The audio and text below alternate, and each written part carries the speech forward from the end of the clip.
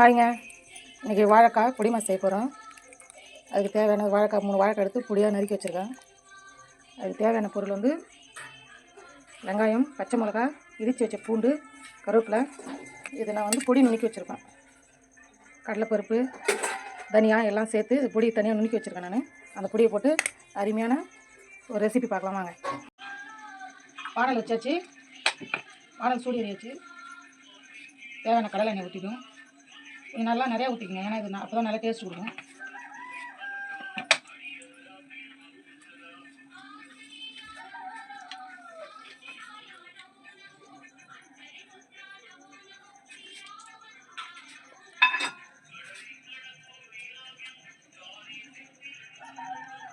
தேவையான கடுகு போட்டுக்கோம்.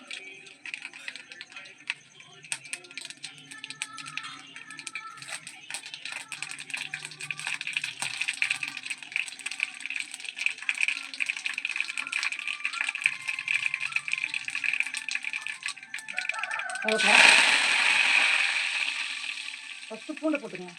இதில் எந்த அளவுக்கு பூண்டு போகிறோமோ அதான் அல்டிமேட்டு.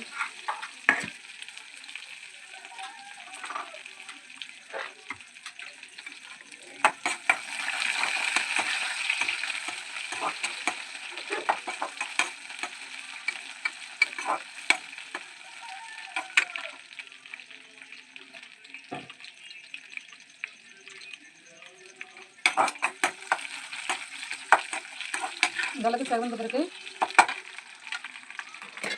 வெங்காயம் போட்டுருங்க.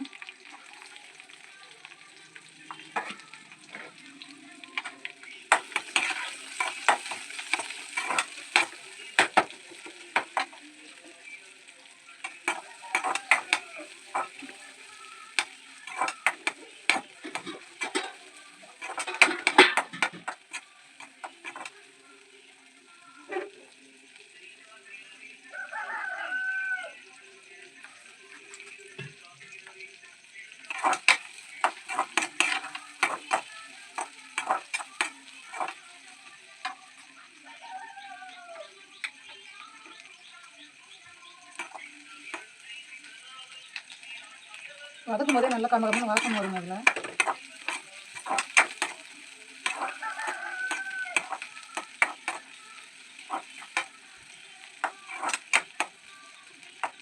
இந்த வாழைக்காய் பொடி மாசுக்கு எந்த அளவுக்கு நம்ம பூண்டு சேர்க்கணுமோ அந்த அளவுக்கு டேஸ்ட் அதிகமாக இருக்கும், நல்லாயிருக்கும்.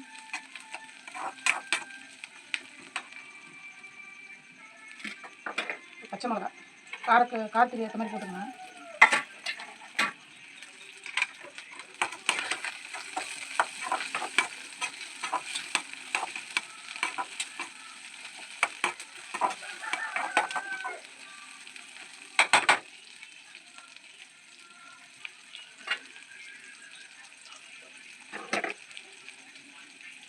இப்போ நான் வாழைக்காவை பொடியாக கொஞ்சம் இந்த மாதிரி நறுக்கி மஞ்சள் உப்பு போட்டு க்ளீன் பண்ணி வச்சுருக்கேன்.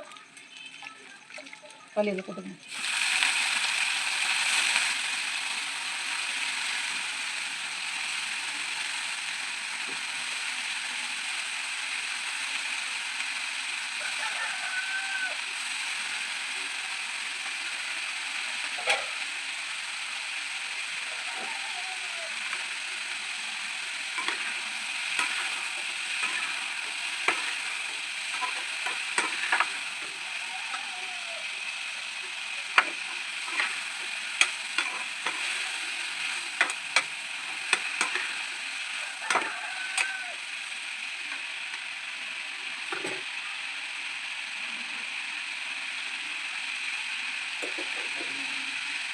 இந்த பருப்பு பொடி நான் வீட்டில் தயார் பண்ணி போட்டுக்கேன்.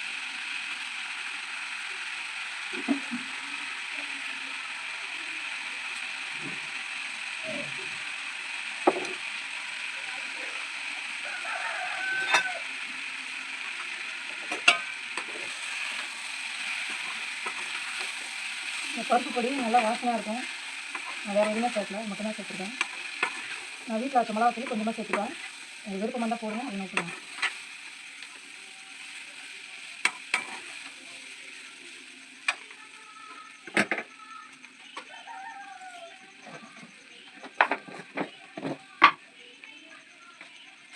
வீட்டில் வச்ச மிளகாத்தூள் கொஞ்சமாக.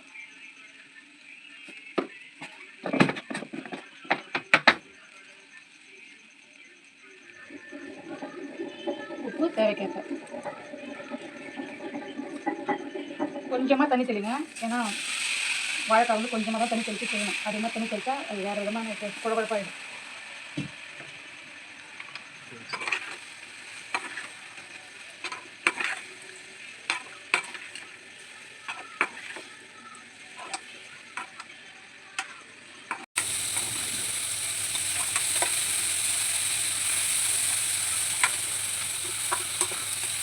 இந்த மாதிரி விடணும். அந்த பிறகு எடுத்துருங்க. கூட சாதம் போட்டுக்கலாம். எங்கள் கொள்ளையில் அடைஞ்ச நல்ல அரிசி மாதிரி